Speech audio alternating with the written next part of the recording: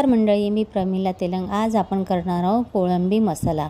पाहू शकता तुम्ही, बघूनच तुमच्या तोंडाला पाणी सुटलं ना। बघा किती सुंदर असं आपला कोळंबी मसाला तयार झालेला आहे। तर आता आपण तो कसा बनवला ते आपण पाहूयात। इथे मी अर्धा किलो कोळंबी आणली, साफ करून ती 300 ग्रॅम झालेली आहे। आणि आलं आणि लसूण बघा ताजं इथे मिक्सरला वाटून घेतलेलं आहे। आणि फोडणीसाठी आपण कांदा घेतला आहे, टोमॅटो घेतलेला आहे आणि इथे कांदा खोबऱ्याचं वाटण आहे। कांदा खोबऱ्याचं वाटण आपण भाजून घेतलेलं आहे। कढई घेतली, त्यामध्ये छान असं भरपूर तेल घ्यायचं। मासे म्हटलं म्हणजे तेलाचं प्रमाण जास्त घ्यायचं आणि कोळंबी वातूळ असते, त्यामुळे हिंगाची फोडणी द्यायची। त्यानंतर इथे भरपूर असा कांदा घेतलेला आहे, कांदा छान परतून घ्यायचा।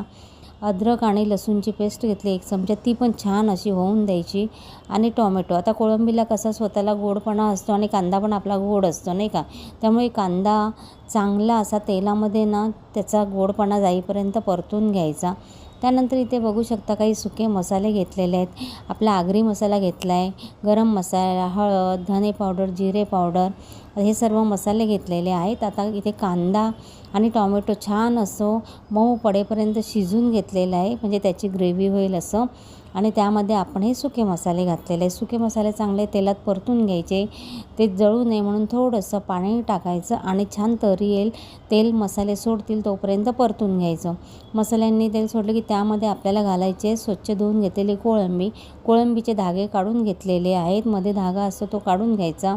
चवीपुरतं मीठ घेतलेलं आहे आणि कोळंबी अशी ना 5 मिनिट ना छान अशी परतून घ्यायची। कोळंबीला ना स्वतःच्या अंगाला पाणी सुटतं, त्या पाण्यामध्ये 5 मिनिट अशी कोळंबी आपण वाफवून घेणार आहोत। त्यावरती बघा झाकण पण ठेवलेलं आहे आणि छान असं कोळंबीने बघा पाणी सोडलं आहे आणि 5 मिनिट कोळंबी छान शिजलेली आहे। कोळंबी शिजायला वेळ लागत नाही, 5 ते 10 मिनिटात आरामशीर कोळंबी शिजून जाते। इथे कांदा खोबऱ्याचं 3 चमचे वाटण घेतले, चमचा बघा छोटाच आहे, आपण पोहे खातो त्याहीपेक्षा छोटा चमचा आहे। ते मसाला घेतला आहे, तो पण छान आता कोळंबीमध्ये मिक्स करून घेतले। वरून भरपूर अशी कोथिंबीर घातले।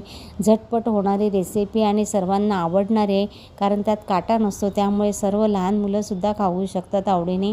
कोकमाचे 2 ते 3 तुकडे घातलेले आहेत, तुम्हाला आवडेल तर तुम्ही चिंच पण घालू शकता। इथे छान असा बघा आपला इथे कोळंबी मसाला तयार झालेला आहे। कशी वाटली रेसिपी ते नक्की कमेंटमध्ये सांगा। व्हिडिओ आवडल्यास लाईक करायला विसरू नका, कमेंट करा।